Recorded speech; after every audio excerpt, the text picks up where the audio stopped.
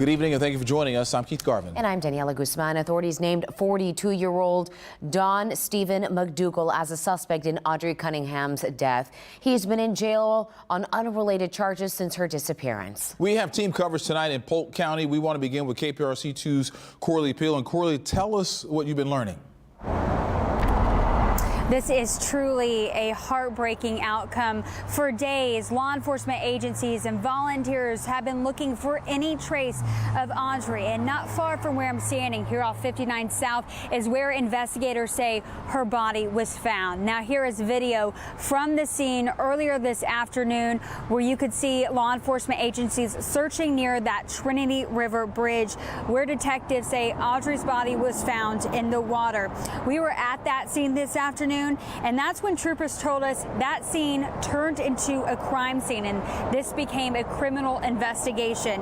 And during today's press conference, the Polk County Sheriff shared what ultimately led crews to Audrii.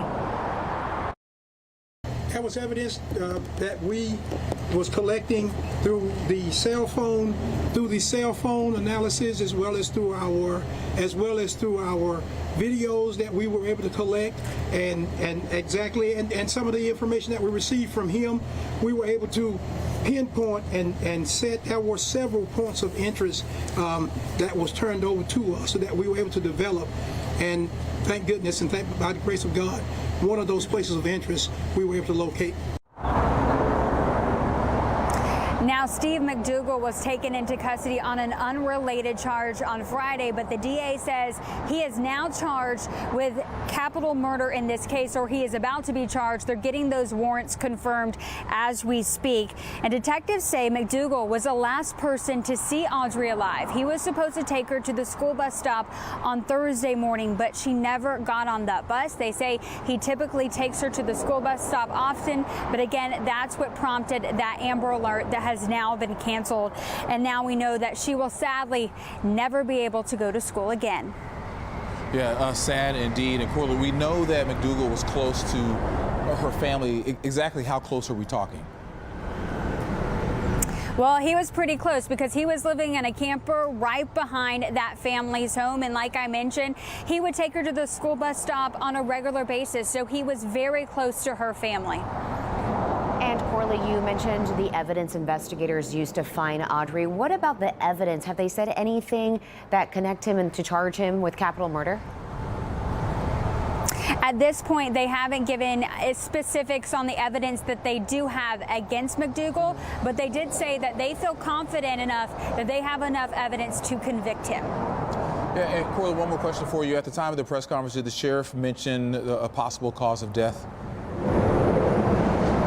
That hasn't been determined at this time. The medical examiner will make that ultimate call about how she died. And this is an ongoing investigation. And we, of course, will keep you updated. But investigator Bill Spencer has also been following this case closely. And he's even been focusing on the search, the law enforcement agencies, the volunteers, and even the technology that went into finding Audrii. Bill?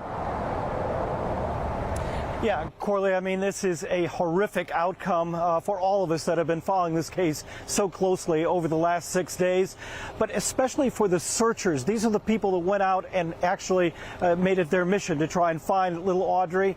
We had law enforcement officers and we had countless volunteers, and they used two principal ways of finding this little girl's body. Number one, they used a specially equipped sonar boat, and number two, they used a grid search. We hear that term all the time, but nobody really knows what that is. You're about to find out in this story. But at this time, I sadly announce that Audrii's body was located at the Trinity River on the U.S. Highway 59. The discovery of 11-year-old Audrii Cunningham's body was the worst possible news any of us could have imagined. After 6 days of searching, the little girl was found underwater, her lifeless body at the bottom of the Trinity River. The discovery was only made possible through the diligent search efforts of multiple agencies, including Texas EquiSearch, which brought in their specially equipped sonar boat. There's three of us on the water with my boat with the sonar equipment, and the sonar equipment acts just like ultrasound. It sends sound waves out there and sends the image back to you. But searchers, many of them volunteers, also scoured the land where Audrii's backpack was discovered days ago. And they did this by performing what is called a grid search involving dozens of volunteers walking straight lines in a giant grid. Jim, we're going to do a grid search. How far are we spaced out and how do we space each other out? Well, Bill, we're going to space each other out inside the perimeter. Each person's going to touch hands, and now that becomes our lane right there.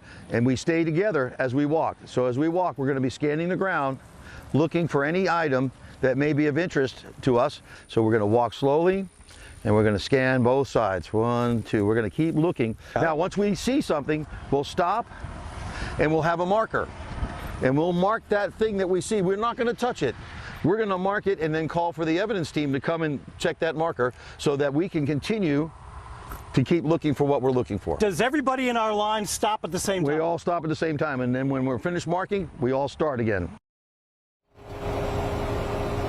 Now, I can tell you after talking with Tim Miller from Texas EquiSearch that sonar boat had a huge impact on finding the little girl's body. Also, the grid search, that was explained by former Secret Service agent Jim Napolitano. He has guarded 4 different presidents. He was the chief of police in Montgomery, and he has done grid searches for decades, knows all about them. Reporting live, this is Bill Spencer, KPRC 2 News. Bill, thank you. And now we